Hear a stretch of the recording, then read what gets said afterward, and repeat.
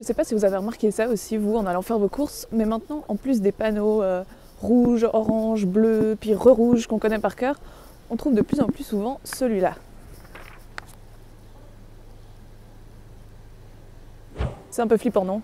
En fait, la crise sanitaire est un peu en train de se transformer en crise psychologique.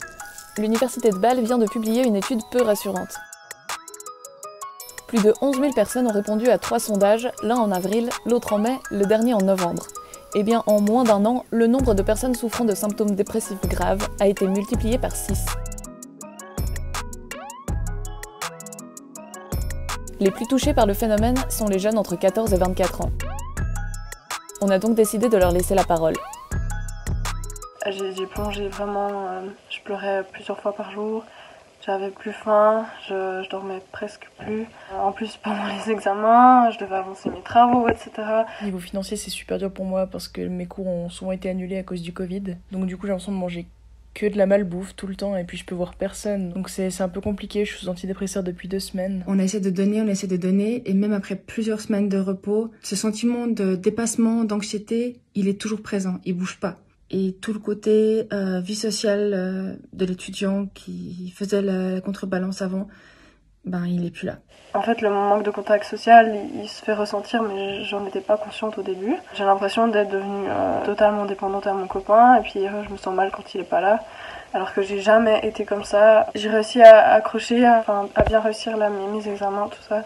Ma santé mentale, c'est pas ça, quoi, vraiment. Les enfants, ils ont une sécurité parce qu'ils sont dans le lien avec les parents. Les adultes, ils ont une sécurité parce qu'ils ont un rôle, une fonction qui les tient. Les adolescents, les jeunes adultes, ils sont dans des moments de transition et d'invention de soi. Le groupe, c'est vraiment une de ces formules transitoires d'identité absolument essentielles à l'adolescence. Puis là, ce groupe, il est vraiment attaqué par les mesures sanitaires maintenant. Ça, c'est pour les ados. Puis pour les jeunes adultes, ben là, ils sont en train de se projeter dans une nouvelle vie. Et si ça commence par visioconférence, ben, c'est très peu solide. Et selon vous, la situation est préoccupante? Oui, c'est inquiétant. Il ne faut pas qu'on se sente écrasé par cette inquiétude. Au contraire, l'inquiétude, ça doit être une occasion de se dire il faut qu'on en fasse quelque chose. Et ce qu'on doit faire notamment, c'est retrouver du lien. Avant, c'était un lien facile. Le samedi soir, tout le monde se retrouvait à l'endroit où on boit des verres, où on va danser. Maintenant, on est obligé d'inventer ces liens. À la fois, les jeunes doivent eux-mêmes se bouger les fesses, si on veut dire. Et puis, les sociétés doivent aussi faire quelque chose pour ne pas les laisser dans ce marasme, valoriser tout ce qui peut être fait. On l'a vu, la situation n'est pas super rose pour les jeunes aujourd'hui. Face à ce constat, les gouvernements commencent à réagir. C'est dur d'avoir 20 ans en 2020. En France, pour lutter contre la précarité, 2 repas à 1 € sont offerts chaque jour dans les restaurants universitaires.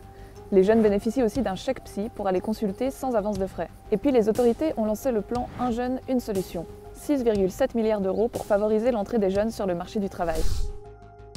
En Suisse, certaines voix demandent à ce qu'on s'intéresse un peu plus à la santé mentale des jeunes après avoir mis tellement de moyens pour la santé physique des vieux. Par exemple, en baissant les attentes scolaires. Mais pour l'instant, pas grand-chose de concret n'est fait.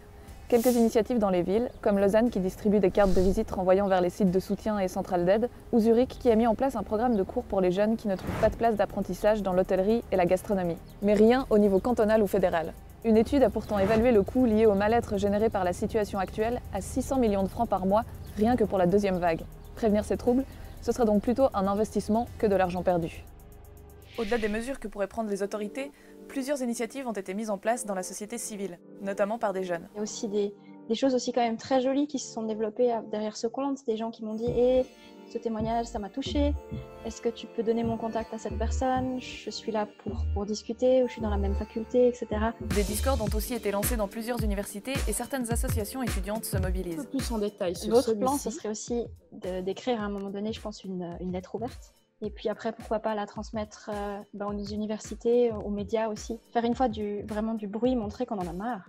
De manière générale, les conséquences psychologiques des mesures sanitaires remplacent de plus en plus régulièrement les désormais traditionnels chiffres du Covid à la une. Signe qu'une prise de conscience s'opère. Alors gardons espoir et rappelons-nous qu'on n'est pas tout seul. Il y avait énormément de gens qui étaient tellement sûrs qu'ils étaient les seuls. On a vraiment cette idée que « Ah non mais les autres, ils font ça beaucoup mieux que moi. Les autres, ils gèrent tous. » Non, pas du tout. Et puis faut pas trop dramatiser non plus. Des jeunes, il y en a aussi plein qui s'organisent pour se rencontrer et qui s'amusent bien.